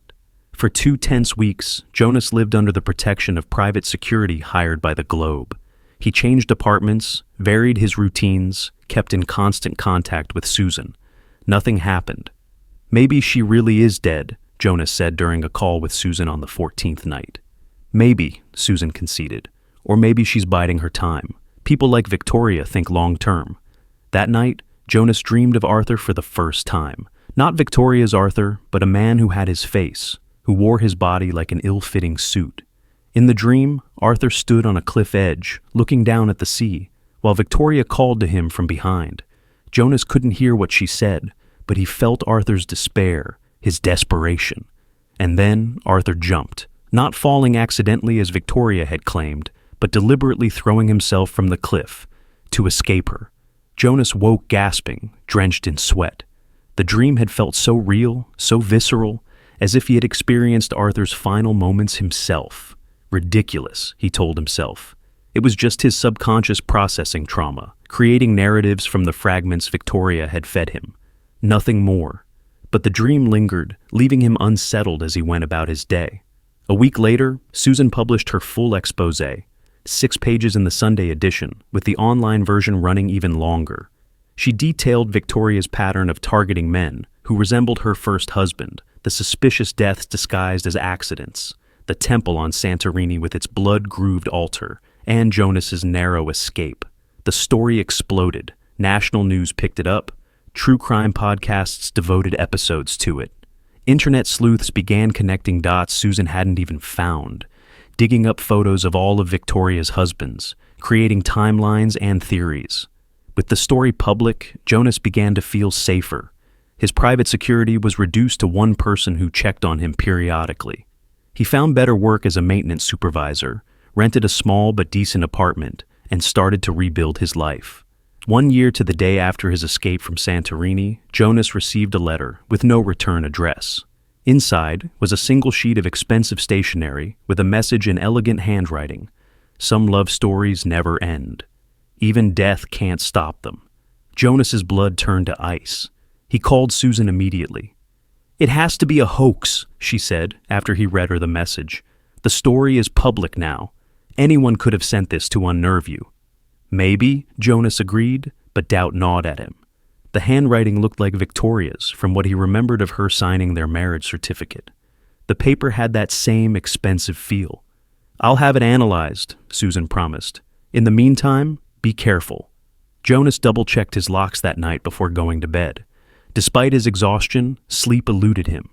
Every creak in the old building, every distant siren had him sitting up, heart racing. When he finally drifted off near dawn, the dream came again. Arthur on the cliff, Victoria calling behind him. But this time, the dream continued past Arthur's jump. Jonas felt the fall, the rush of air, the shocking cold of the water. Then darkness. And from the darkness, a voice. Victoria's voice, but younger, vibrant with certainty. "I'll find you again, no matter how long it takes." Jonas jerked awake, a scream dying in his throat. Sunlight streamed through his windows. He'd slept later than intended. Still shaken by the dream, he showered and dressed quickly, planning to meet Susan for coffee to discuss the letter. As he reached for his keys on the counter, he caught a glimpse of his reflection in the small mirror by the door. For a moment, just a moment, the face looking back didn't feel like his own. Jonas shook his head, dismissing the thought. Stress and lack of sleep were making him paranoid. He was Jonas Reed, not Arthur Harland, not Victoria's long-dead husband trying to escape her obsessive love. But as he opened his apartment door, another thought surfaced, unbidden. What if Arthur had jumped not to escape Victoria, but because he knew she would never stop searching for him? What if his final act had been an attempt to break a cycle that had already repeated across lifetimes? And what if he had failed? Outside, the spring day was bright and clear. Jonas walked to the coffee shop, trying to shake off his morbid thoughts. Susan was already there, waving from a corner table. "I had the letter analyzed," she said as he sat down. "The results are inconclusive. The paper is a custom stock used by several high-end stationers. The handwriting has similarities to samples of Victoria's we have, but it's not definitely hers." "So it could be a hoax," Jonas said, relief washing through him. "Or it could be her," Susan countered. "There's no way to be certain." Jonas sipped his coffee, considering. If she is alive, why hasn't she done more? Why just a letter? Susan shrugged. Maybe the publicity made it too risky. Maybe she's planning something bigger. She studied his face. Or maybe she's really gone, and you can finally move on with your life. Move on. The words echoed in Jonas's mind. Could he ever truly move on from what had happened? From the knowledge that someone had seen him as a vessel for a long-dead man, had been willing to kill him to complete some twisted ritual. "I want to believe she's gone," Jonas admitted. "But something doesn't feel right. The timing of the letter, exactly 1 year after I escaped. It feels deliberate." Susan checked her watch. "I need to get back to the office. But Jonas, try not to let this consume you. Whether Victoria is alive or dead, you survived. You exposed her. You won." "Did I?" Jonas wondered as they parted ways. "Or is this just another round in a game that's been playing out for longer than I know?"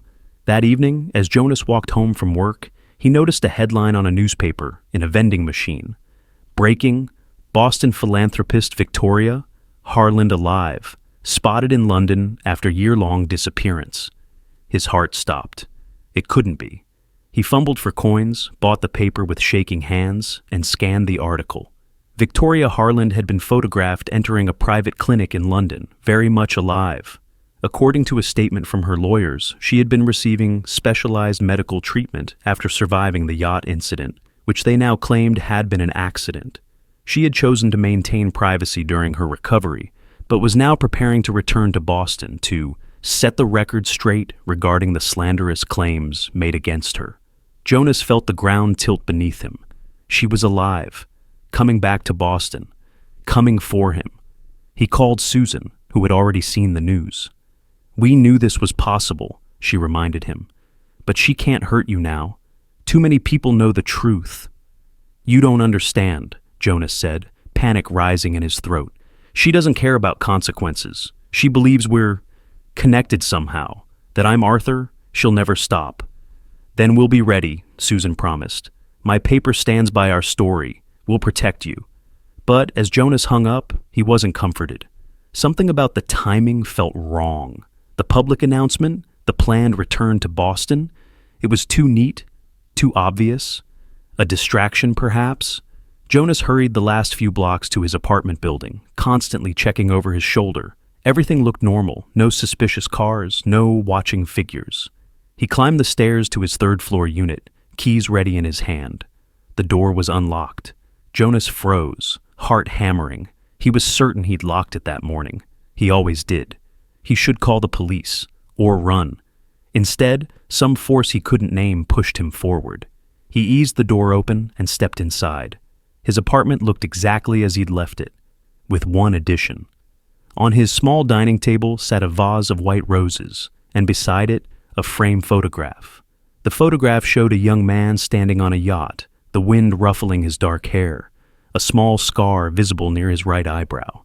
Arthur Harland, 50 years ago, looking exactly like Jonas. "Some love stories never end," a familiar voice said from behind him. "Even death can't stop them." Jonas turned slowly, already knowing what he would see.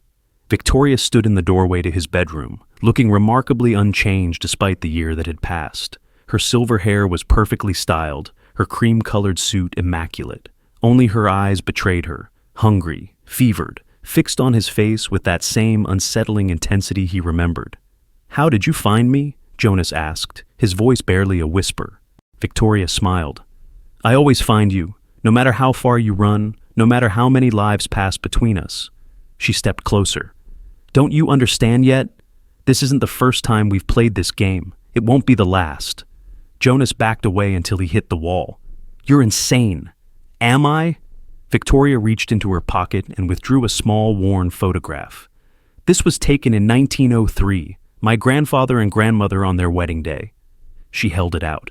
Jonas didn't want to look, but he couldn't help himself. The photograph showed a young couple in turn-of-the-century clothing. The woman wasn't Victoria, but the resemblance was striking. And the man? The man could have been Jonas in costume. The same features, the same scar. Even the same way of standing, weight shifted slightly to one side. "Coincidence," Jonas said, but his voice lacked conviction. "There are no coincidences, Arthur." Victoria put the photo away. "Only patterns we're too blind to see. I've lived many lives, so have you. Always finding each other, always ending in tragedy." As she spoke, strange images flickered through Jonas's mind. Faces and places he'd never seen, but that felt hauntingly familiar. A woman in Victorian dress, her face Victoria's, yet not Victoria's. A man running through gaslit streets, looking over his shoulder in fear. The same man falling from a bridge, drowning, and always, always, the woman's voice. "I'll find you again." "No," Jonas shook his head, trying to clear it. "These aren't my memories. You're manipulating me somehow." "I don't need to manipulate you." Victoria was close now, too close. "The memories are already there, waiting. In every life, you try to escape me. In every life, I find you. But this time," she reached out, her cold fingers brushing his cheek.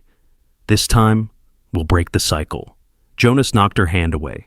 "Stay back. I'm calling the police." Victoria's smile didn't waver. "Do you really think they can stop what's been set in motion for centuries? This isn't about just you and me anymore. It's about something larger, a pattern that needs to be completed." "What do you want from me?" Jonas demanded, edging toward the door. "What I've always wanted." Victoria's eyes gleamed in the fading light. for you to remember, for us to be together properly. One last ritual. Never going to happen. Jonas reached for the doorknob. It already is happening, Victoria said quietly. Look at your hand, Arthur. Jonas glanced down automatically. A small cut marked his palm, a cut he didn't remember getting, beaded with fresh blood. The same cut, he realized with horror, that Victoria had described as part of the binding ritual. What did you do to me? He whispered. I began what should have been completed a year ago. Victoria held up her own hand, showing a matching cut. The blood mingling has started. The memories are already returning. And they were. Flashes, fragments, a life in the 1970s as Arthur Harland, a honeymoon on Santorini, Victoria, young and beautiful, her dark hair blowing in the sea breeze, a growing sense of being trapped, suffocated by her obsessive love, the cliffs, the decision to jump rather than endure another moment with her, and other lives stretching back through time, always her, always him, always ending in his death as he tried to escape. No, Jonas gasped, clutching his head. These aren't real. You've drugged me somehow. I didn't need to, Victoria replied calmly. The truth was always inside you. Now you have a choice, Arthur. Come with me willingly, complete the ritual properly, or keep running. But know this, her voice hardened. I will always find you, in this life or the next. Jonas met her gaze, and for an instant, he saw not just the elderly woman before him, but all the versions of her across time, young, old, always with those same hungry eyes, that same possessive love. And he made his decision, the same decision he realized that he had made in every life before. Never, Jonas said, wrenching the door open. I will never be yours. Victoria didn't try to stop him. She merely watched as he stumbled into the hallway, her voice following him. Run if you must, my love. Hide if you can. But remember, some stories never end. Jonas ran, his mind splitting between past and present, between Jonas Reed and Arthur Harland, and who knew how many others before him. He ran from Victoria, from the memories, from a pattern that seemed to stretch across centuries. But even as he fled, a terrible certainty settled in his heart. This wasn't over. It would never be over. 1 year later, a small item appeared in a New Hampshire local paper. Unidentified man found on beach. The article described a young man with dark hair and a distinctive scar near his right eyebrow, suffering from apparent amnesia, unable to recall his name or history. 3 days after the article was published, an elderly woman arrived at the hospital, her silver hair elegant, her clothes expensive. She claimed to be the man's aunt, providing documentation that satisfied the overworked hospital staff. As they left together, she whispered to him, I told you I would find you again, Arthur. I always do. And somewhere deep in the confused man's fractured mind, a voice that might have been Jonas Reed screamed in helpless horror, knowing the cycle had begun again, would always begin again. Some love stories never end. Even death can't stop them. If you enjoyed this shocking true story, please like, share, and let me know in the comments where you're watching from.